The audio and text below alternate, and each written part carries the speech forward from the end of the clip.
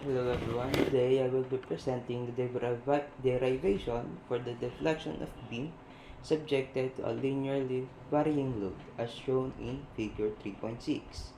Before we dive into the math, let's understand the engineering principle at play. We are dealing with a beam fixed at the left support. Itong si A. It carries a triangular distributed load that starts at 0 on the left and increases the maximum intensity at the length of L. Our goal is to find the bending moment, slope, and deflection equation along with the length of the beam using the Euler's-Bernoulli beam theory, which states that the second derivative of deflection is proportional to the bending moment.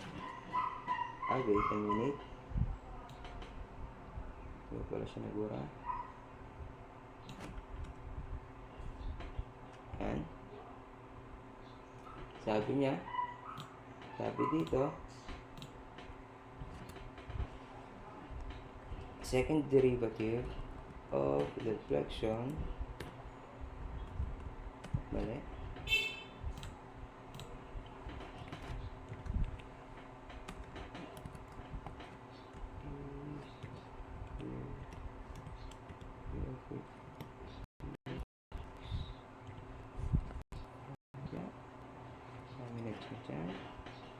is equals to bending moment at x. Yan. Para makuha natin si x, hanapin muna natin si load intensity. Formula natin para makuha si load intensity is equals to maximum load intensity. Ito ay for varying length. X over L. Now that we get the load intensity, makuha naman natin si rotation. Formula sa rotation is 1/2 base times height. Rotation equals to 1/2 base natin, which is yung L, tapos yung height natin, which is yung maximum load intensity. Yan.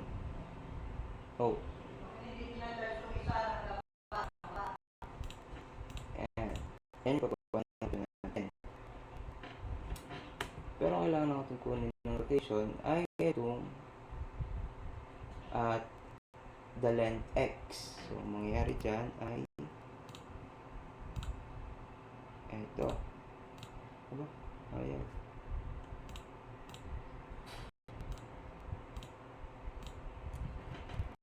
R is equals to 1/2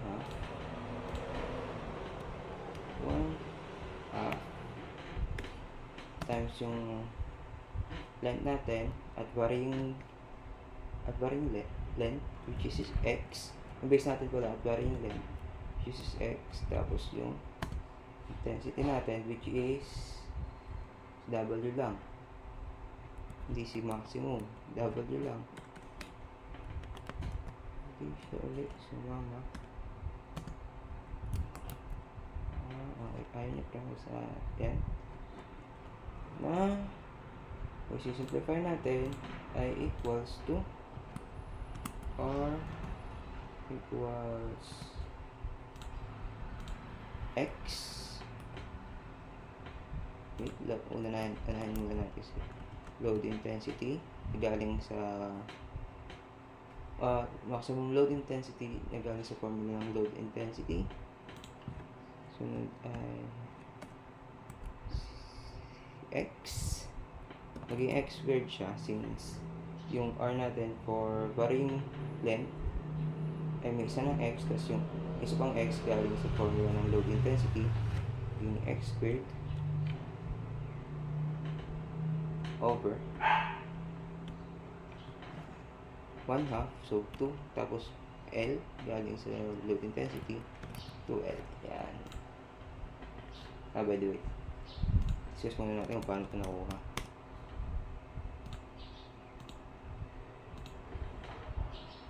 Paano natin nakuha si rotation na to? Load intensity L squared kulang L squared over 3. Yan. The same lang siya ng formula dito.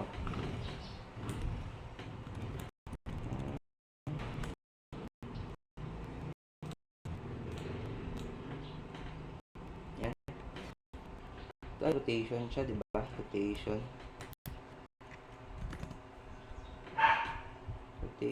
downward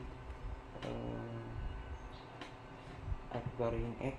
So 1/3 siya, 1/3 ng length. So 1/3 times base natin x, si length, times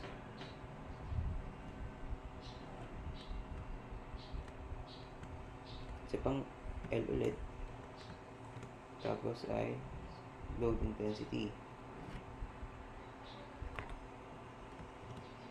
Kaya dalawa L natin dyan is, yung isang L is yung etong 1/3 L na to ay nire-represent niya yung x, tas itong si L naman na isa ay yung total length.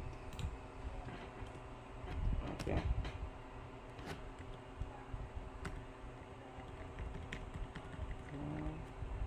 So magiging equals yan ay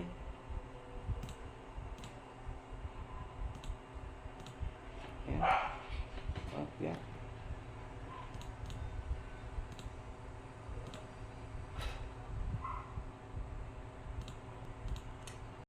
So L squared times maximum load intensity over 3. Same siya, nag-iba lang yung pwesto ng L natin at W, pero same pa din.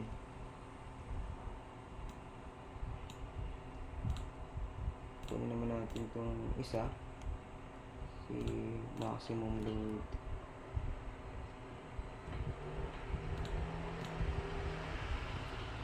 Maximum load intensity times L over 2. Same lang din siya ng pinagkuhanan, but this time considered na natin ay yung malaking higher, di na yung maliit. So magiging sunod dyan ay ito lang, nawala yan, siguro. So 1/2 base times height. Yung base natin is si L, si height natin is maximum load intensity.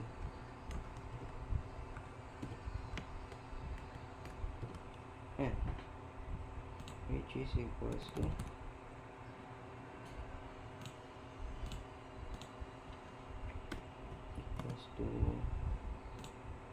simplify natin,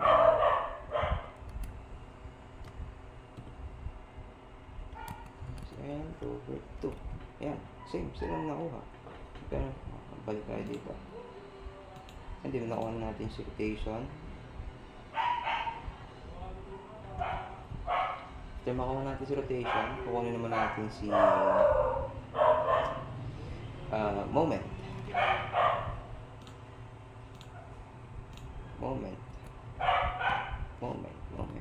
Yan. So moment natin, ito diba downward to, so negative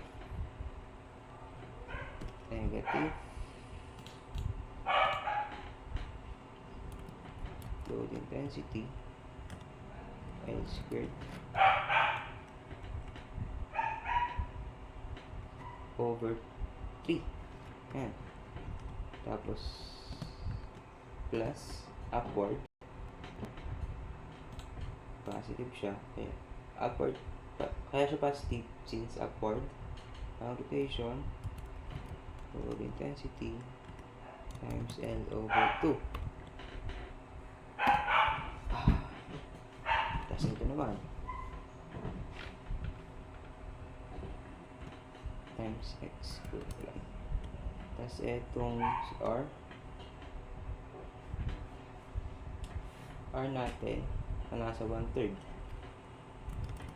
R na nasa 1/3, so rotation nasa 1/3. May formula tayo ng R, pwede pa natin siyang simplify.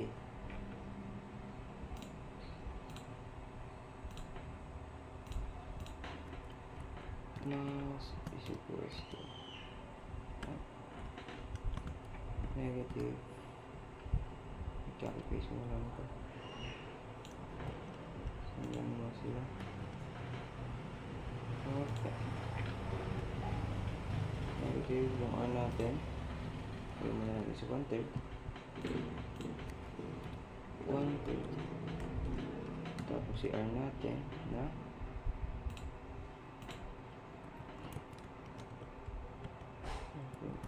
L squared over 2L and 2L. Okay, pwede ba natin yung simplify ng pa? Mali. Minus pagkapis ko na lang ulit ito. Itong x itaas yep, itong x ay itaas natin minus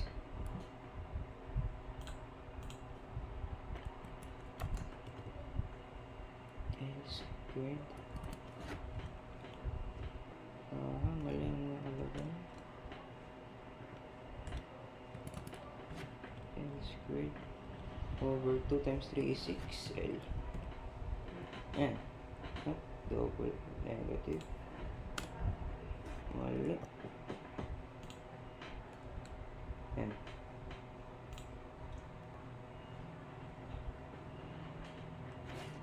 Ayan, diba? Simplify na natin.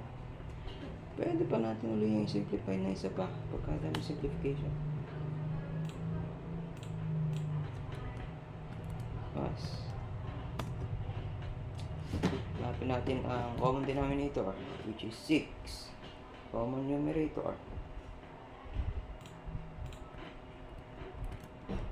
ayan, common denominator na 6L. Ayan, so 6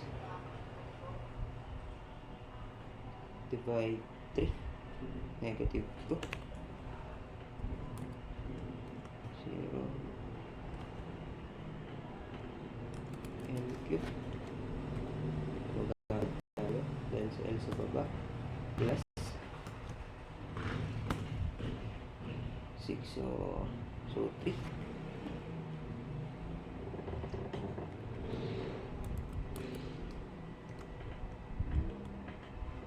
L squared, tapos si x, ibalik kami natin si x, minus, yan, 6L, so magiging 1 lang yan. Lagyan lang natin ito nasa numerator, tapos tatagdagan lang, ay wait, ito pala ay x, sorry na, so ito ay x din, since 1/3 x, nakalimutan natin yun. So ito ay x cube, hindi x, L squared. Yep, ang layo.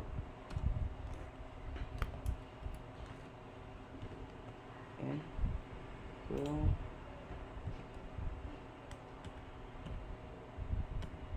and x cube. Oh wait, Tinanggal lang natin yung sorry, hindi ko napansin yun. So, ito ay magiging x cube.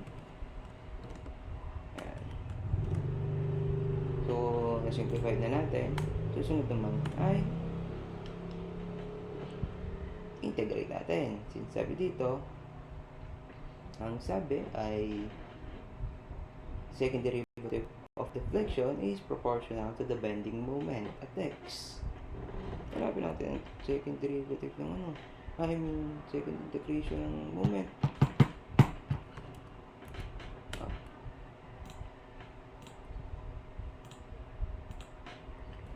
Ay equals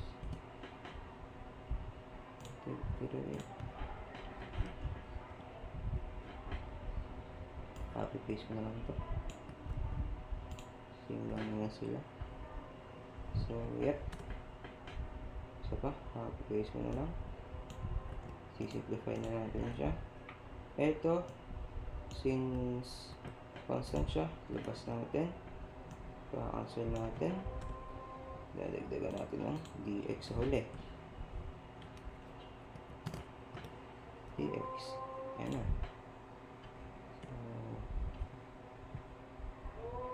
Copy paste ko na lang ulit para hindi na matagal. Tatanggalin natin derivation.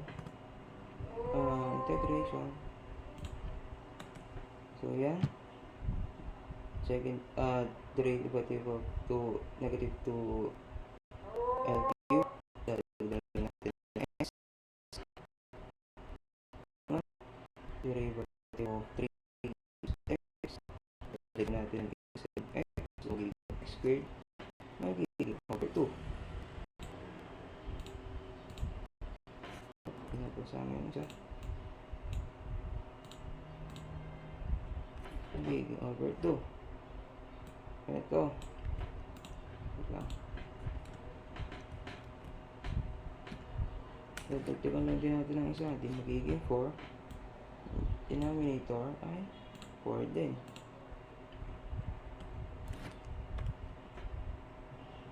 Tama ba? Tama. So, first derivative, first integration natin yan. Hanapin naman natin si second. Si Joey. Pata natin ito ng sign. Lagyan natin second. Ito, nasa labas pa rin siya since constant. Lagyan natin ng integration. Tapos ay plus. Ay, huwag natin kakalimutan lagi si constant 1. Tapos ay dx. Yan, second derivative natin yan. Kasi integration na. Integration ko lang ulit para hindi na tayo tumagal. Cancel. So, magiging squared.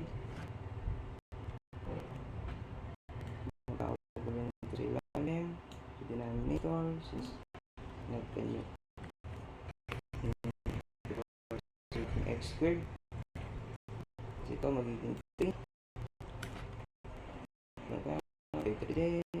times 6 times 2 is 6 ito ay magiging 5 4 times 5 is 20 cx dadagdagan lang natin ito ng x hindi yan x plus c2 yan tanggalin na natin itong si dx nakuha na natin second derivative may constant to solve for constant and c1 and c2 we must look at the physical world constraint.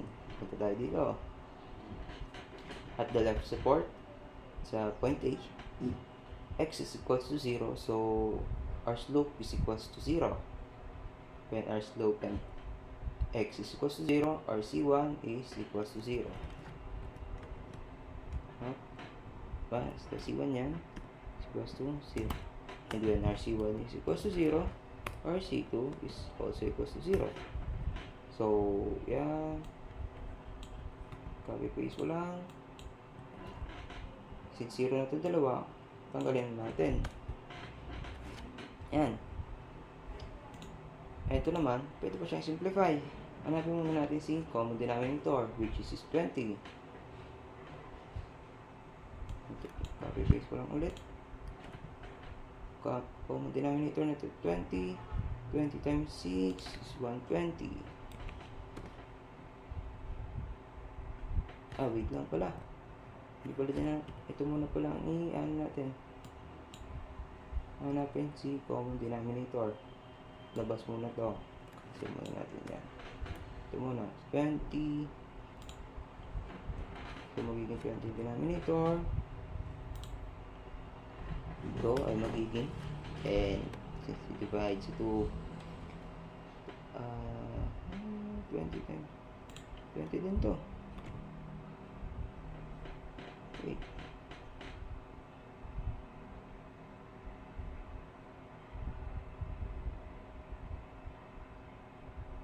So, pwede pala natin itong i-simplified pa. Si 3 over 6 magiging 1/2. 1/2. Okay, nakalagay si 1. Wala pansin yun. Sorry. 1/2. Yan, si 1/2. Common denominator natin 20. 20. 20. Ito din yung nasa taas. Ito, yan, same lang yan.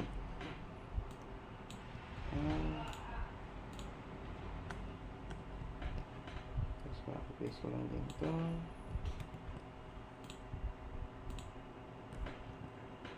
Yan, pwede pa natin yan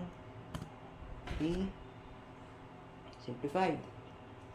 Common numerator and denominator natin dito ay si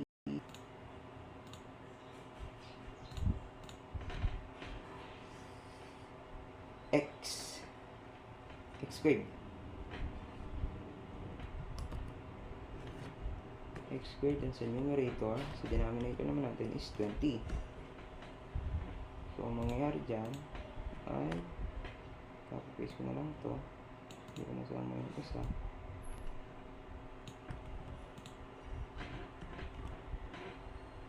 Ito, magiging 120 since 20 times 6 120.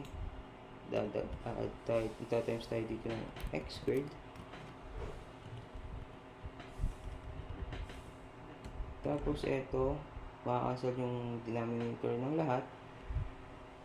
And yung x squared, magmaminus tayo ng x squared. So, 10 L cube. Yan lang yun, yung sa pinakauna. Plus, cancel, 20 L squared.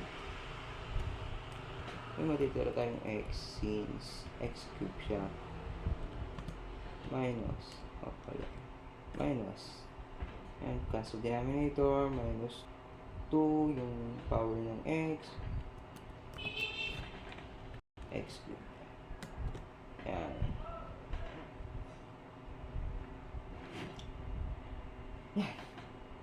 Yan yung formula natin para makuha yung exact vertical deflection at any point x along the non-uniformly loaded system.